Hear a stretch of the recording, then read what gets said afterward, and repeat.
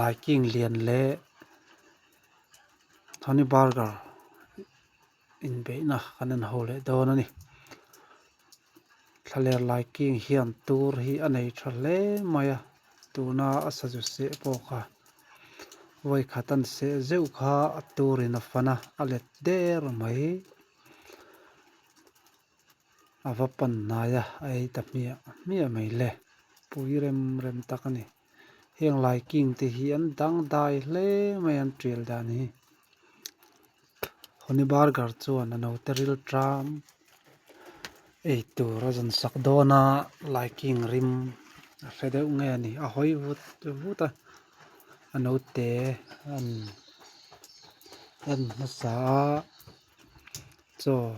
kawazan sang cheuti niom takin thaler liking po chuan a tui chu alo veng uluk khel mai asira te ano te kuala Tony Burger chuan a rim hria in a hnara len vuta thaler liking man a ei tur chuan a panta a tui te chalak sak nge tuma Tony Burger ponan pana an ngur chura thaler liking pona lo hlau lo na samai ani po hian no nei tumin a tuite aveng him na sak khopa engkim laka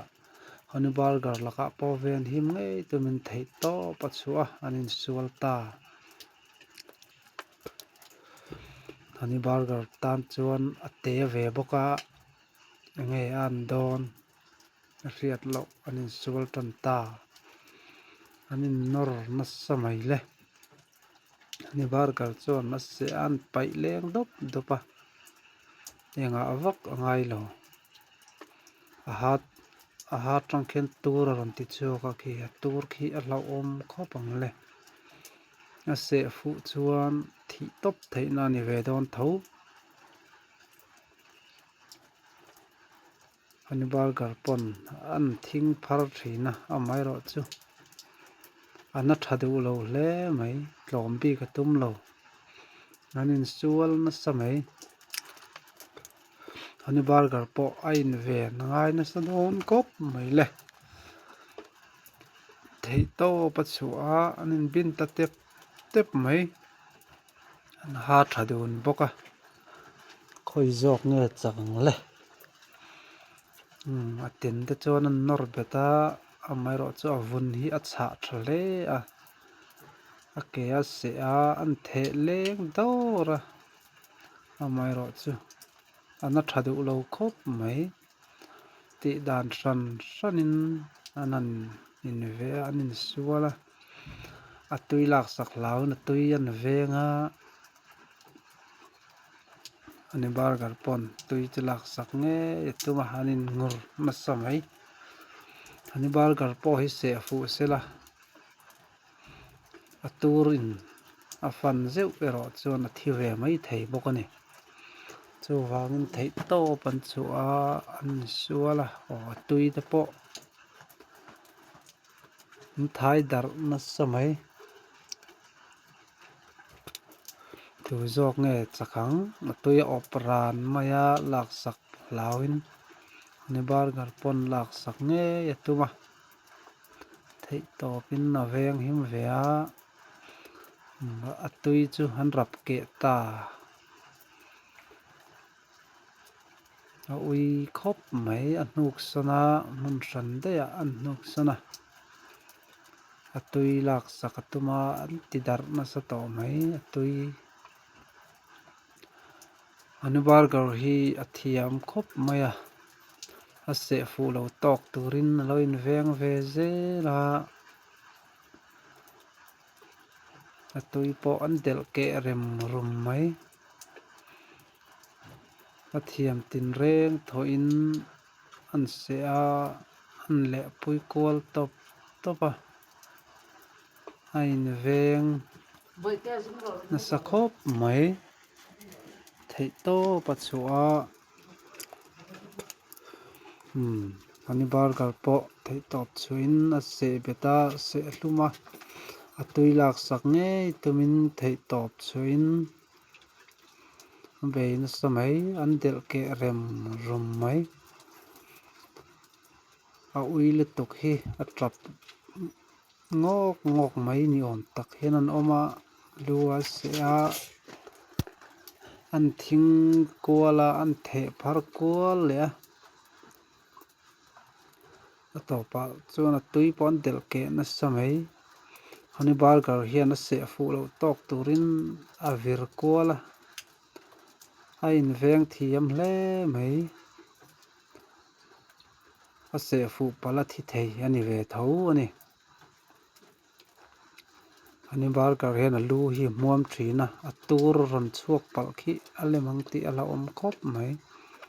amai ro chu a in veng thiam hle ni thing phar na samaya anin sual na samai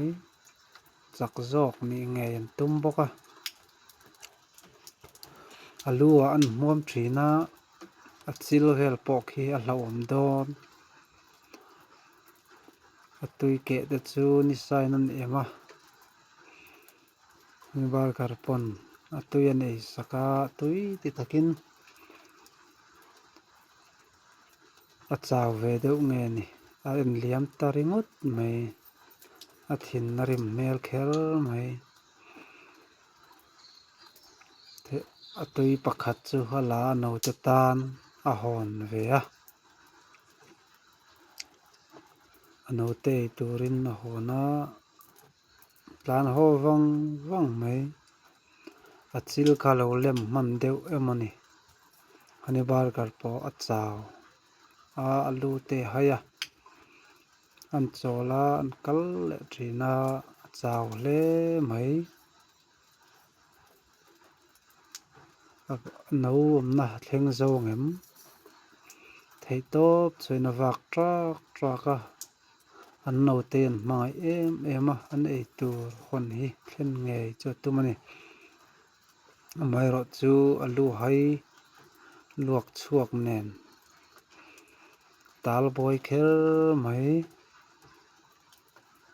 topa chuan an pukom na ngau thleng trep to a an thlau deuh lopa ni po chu a chaw khel mai ni khorselovin a bok ta hle mai ano te chuan an lo nga renga nge lo hon ti enin eng lova a pui chaw chu ano te an trap ngok mai anan ram kuala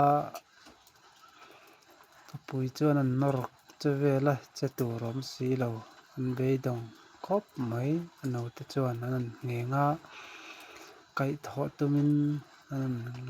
anan soi vel thina an trap kual na samai an rak vaka a pui la chu a thi emo an tia amai ro chu van nei thlak takin alo la dam hlau mai a pui hnuaia ngeng chuan a bok hle a thlamuang takin a har hun an ngaka a pui ron har chuan ano te ei tur a hon chu an hmu tira ano te po chuan hlim takin an ei tur chu an thlir ano te ei turin a pui chuan an pe an lo ngak thap mai anin an kol dan ni a that mel khop mai an pui thu lo chu nei ngam lo